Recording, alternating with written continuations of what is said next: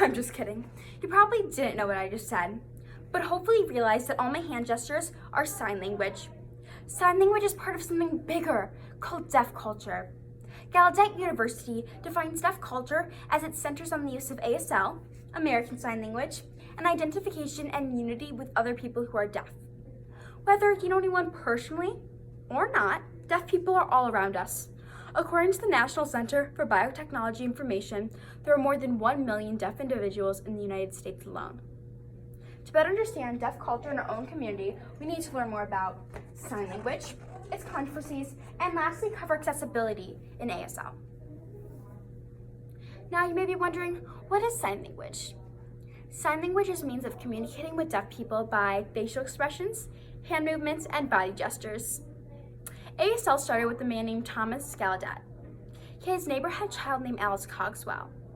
She was deaf and couldn't communicate with anyone, but Gallaudet knew she was bright and wanted to teach her how to communicate.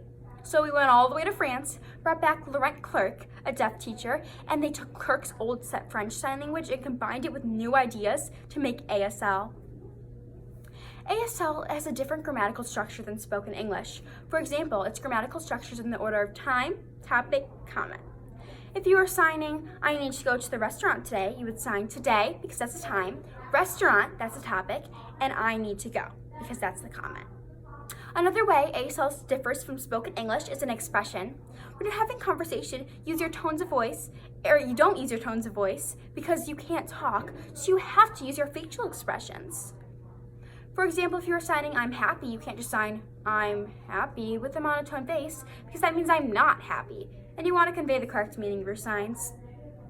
And since you can't use your tone of voice, so you have to use your facial expressions to convey meaning for questions. For example, if you were asking someone, do you like me? You'd have to sign, you like me? With a confused face of expression. If not, you would just be signing, you like me, which is a statement, not a question. Now, we're going to talk about some of the controversies in ASL. It might seem like sign language is one of the best ways to communicate with deaf people, and there are no other options, but there are many controversies surrounding ASL. For example, the cochlear implant. A cochlear implant is a small electronic device that provides a sense of sound to deaf people. There are two parts to the cochlear implant: the surgically implanted internal part and the external microphone. The external microphone picks up sound and sends it through a digital code that bypasses the damaged parts of the brain, stimulating the auditory nerve and the cochlea directly. Now you may be thinking, what's the harm? Every deaf person should get this, but there are many cons. For one ear, a cochlear implant will cost $30,000 to $50,000. And that doesn't count the amount of years you'll need in speech training afterwards to perfect your hearing, and it still won't be perfect.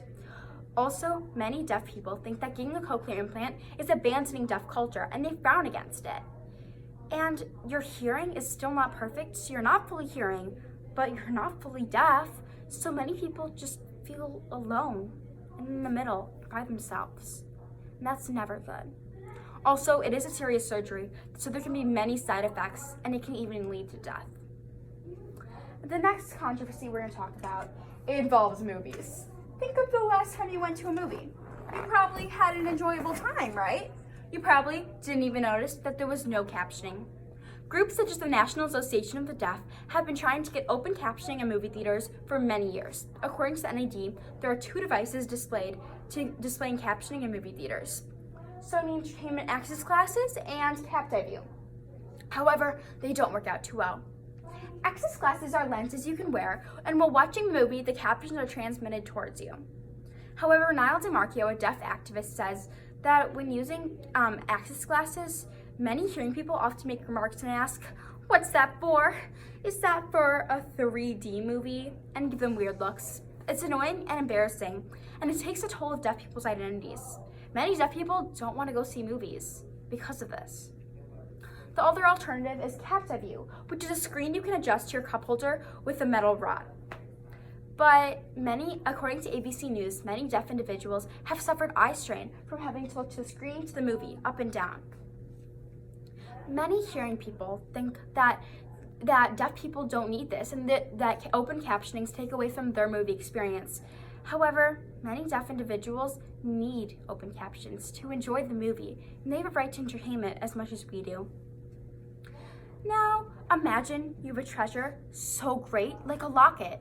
It's been passed down from generation to generation. It's only natural you'd only want people like you or your family members to touch it. This is similar to sign language.